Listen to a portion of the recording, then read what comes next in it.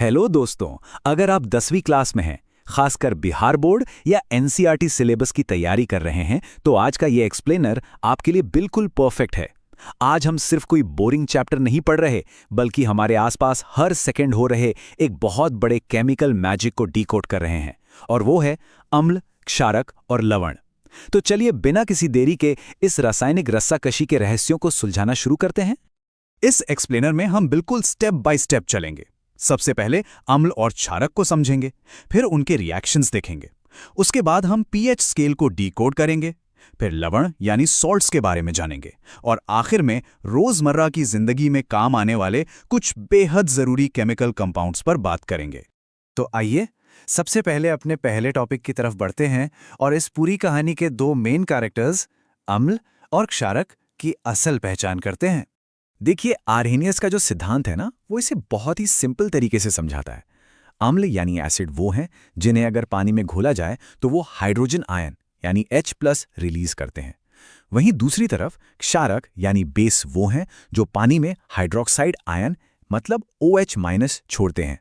अगर इनकी बेसिक पहचान की बात करें तो अम्ल स्वाद में खट्टे होते हैं और नीले लिटमस पेपर को बिल्कुल लाल कर देते हैं, और क्षारक वो स्वाद में कड़वे होते हैं, छूने पर थोड़े साबुन जैसे चिकने लगते हैं, और ये लाल लिटमस को नीला कर देते हैं। है ना, बिल्कुल एक दूसरे के ऑपोजिट।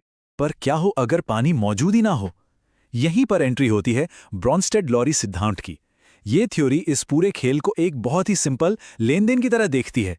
इसके हिसाब से अम्ल वो है जो प्रोटॉन डोनेट कर सकता है, मतलब प्रोटॉन डोनर, और क्षारक वो है जो उस प्रोटॉन को खुशी खुशी एक्सेप्ट कर ले, यानी प्रोटॉन एक्सेप्टर। बस इतना सही तो है। इससे हमें समझ आता है कि बिना पानी के भी ये दोनों कैसे काम करते हैं। अब जब हम इन्हें पहचान चुके हैं, तो हमारा अगला टॉपिक ये है कि आखिर ये अम्ल अपने आसपास की चीजों के साथ रिएक्ट कैसे करते हैं। ये सच में काफी मजेदार है।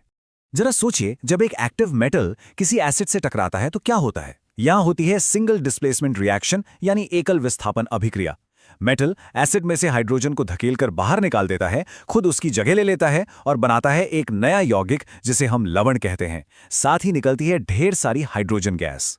जैसे अगर आप जिंक को हाइड्रोक्लोरिक एसिड के साथ मिलाएंगे तो जिंक क्लोराइड बनेगा और हाइड्रोजन गैस के बुलबुले तेजी से बाहर निकलेंगे। By the way, board exams के लिए ये रिएक्शन एक तरह से फेवरेट क्वेश्चन है, तो इसे पक्का याद रखिएगा। और ये वाला एक्सपेरिमेंट तो आपने पक्का कहीं ना कहीं देखा होगा।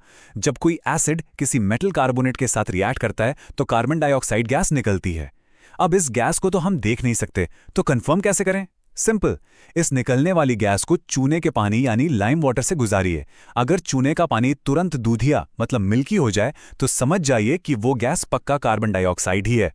ये इस गैस की पहचान करने का एकदम सटीक तरीका है।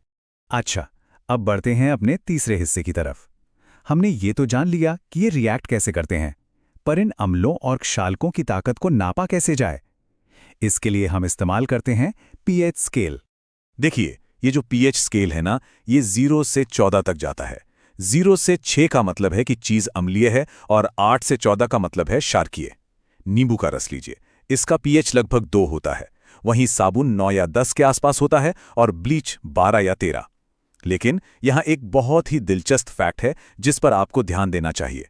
पीएच स्केल में सिर्फ एक नंबर बदलने का मतलब है कि हाइड्रोजन आयन की सांद्रता में पूरे 10 गुना बदलाव आ गया। मतलब pH 3 वाला सॉल्यूशन pH 4 वाले से पूरे 10 गुना ज्यादा स्ट्रॉन्ग एसिड है। अब आप सोच रहे होंगे कि बीच का नंबर 7 क्या है? तो 7 का मतलब है परफेक्ट बैलेंस। इसे हम न्यूट्रल या उदासीन पॉइंट कहते हैं। ये वो जगह है जहां एसिडिक और बेसिक आयन एक दूसरे को बिल्कुल बराबर कर देते हैं, एकदम हमारे शुद्ध पानी की तरह। तो चलिए अब अपने चौथे टॉपिक पर आते हैं, लवण और उदासीनीकरण। अब पता लगाते हैं कि जब ये दोनों ऑपोजिट ताकतें आमने सामने आती हैं तो असल में क्या धमाका होता है। जब एक अम्ल और क्षारक टकराते हैं तो इसे उदासीनीकरण या न्यूट्रलाइजेशन अभिक्रिया कहते हैं। इस टक्कर में दोनों अपनी अपनी ताकत पूरी तरह खो बैठते हैं, और नतीजा क्या निकलता है? एक एकदम स्टेबल आयोनिक कंपाउंड जिसे हम लवण या सॉल्ट कहते हैं, और साथ में बनता है पानी। उदाहरण के लिए, जब हाइड्रोक्लोरिक एसिड को सोडियम हाइड्रोक्साइड से मिलाते हैं तो हमें मिलता है हमारा रोजाना खाने वाला नमक यानी सोडियम क्लोराइड और पानी। वैसे इन लवणों का नाम कैसे रखा जाता है, ये जानना काफी इंटरेस्टिंग है। इसका एक बहुत ही सिंपल सा रूल है। किसी भी सॉल्ट के नाम का जो पहला हिस्सा होता है ना, वो हमेशा बेस यानी क्षारक से आता है और दूसरा हिस्सा हमेशा एसिड से। जैसे सोडियम क्लोराइड में सोडियम लिया गया है बेस से और क्लोराइड लिया गया है एसिड से। बस बन गया ना। लेकिन एक बात याद रखिएगा, सारे लवण पूरी तरह से न्यूट्रल नहीं होते। अगर रिएक्शन में शामिल अम्ल बहुत प्रबल यानी स्ट्रांग था और क्षारक कमजोर, तो जो लवण बनेगा उसका नेचर अम्लीय होगा। और अगर इसके ठीक उल्टा हुआ यानी क्षारक स्ट्रांग हुआ और अम्ल कमजोर, तो जाहिर सी बात है लवण क्षारकीय हो जाएगा। ये सब इस पर डिपेंड करता है कि किसका पल्लड़ा भारी है। अब आते हैं हमारे आखिरी और सबसे प्रैक्टिकल टॉपिक पर, रोजमर्रा के रासायनिक यौगिक। जो थ्योरी हमने अभी पढ़ी है वो हमारी डेली लाइफ में कैसे काम आती है, आइए देखते हैं।